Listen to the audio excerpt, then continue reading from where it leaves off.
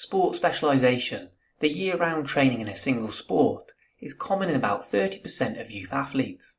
It's often linked to overuse injuries and burnout, which is why many organisations advise against it, particularly prior to adolescence. However, research is mixed. Some studies blame specialisation itself, while others point to high training volumes as the real issue. In this video, we'll explore a supportive classification model by Neeru and colleagues that helps to inform the training of specialised youth athletes. This model is built around three key concepts: the floor, the ceiling and time. The floor is the athlete's starting point, their current physical capacity. The ceiling is their potential, the highest training load they can handle without breaking down. And time represents their journey, how they progress or regress depending on training load, physical maturity and injury status. Rushing from floor to ceiling increases the risk of injury, but when training is carefully planned and progressed, athletes can safely build resilience, improve capacity and enhance performance. Let's begin with the load-tolerant athlete. These athletes may start out as skeletally mature, but they've already been exposed to higher, more intense and specialised training loads, giving them a head start in load tolerance. They follow Model A, where weekly training hours stay equal to or less than the age of the athlete. Model A is important because it builds a solid foundation for load tolerance, especially during the early stages of physical development. As they go through puberty and adolescence and respond positively to training, their capacity increases. This allows them to shift into Model C. By the time they reach skeletal maturity, they are capable of handling greater training loads, often even beyond the age-based recommendations, because their systems are well adapted. This is where Model C continues, and where we see performance gains with higher floors and ceilings in training. What makes these athletes unique is that due to their experience and biological readiness, the journey from floor to ceiling can be progressed more rapidly and with a lower risk of injury than in other youth athletes.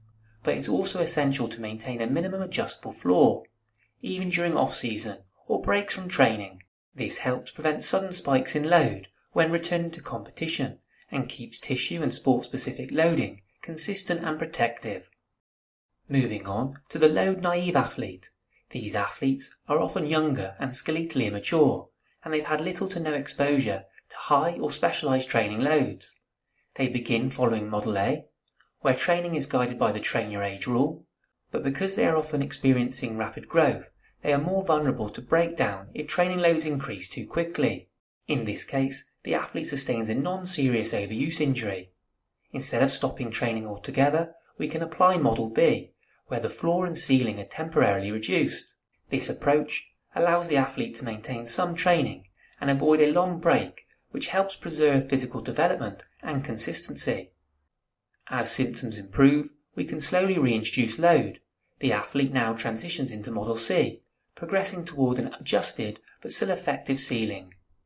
Importantly, this new ceiling is lower than that of a load-tolerant athlete, and the progression takes more time and caution.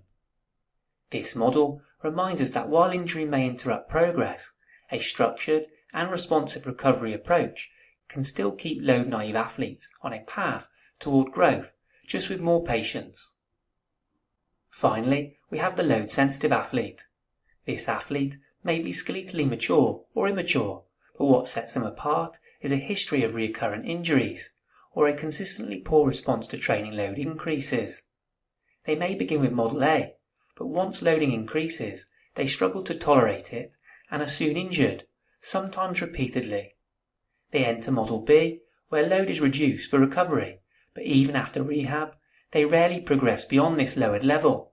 Even when they attempt to resume training, their capacity remains capped, and any effort to progress too far, too fast, often leads to re-injury.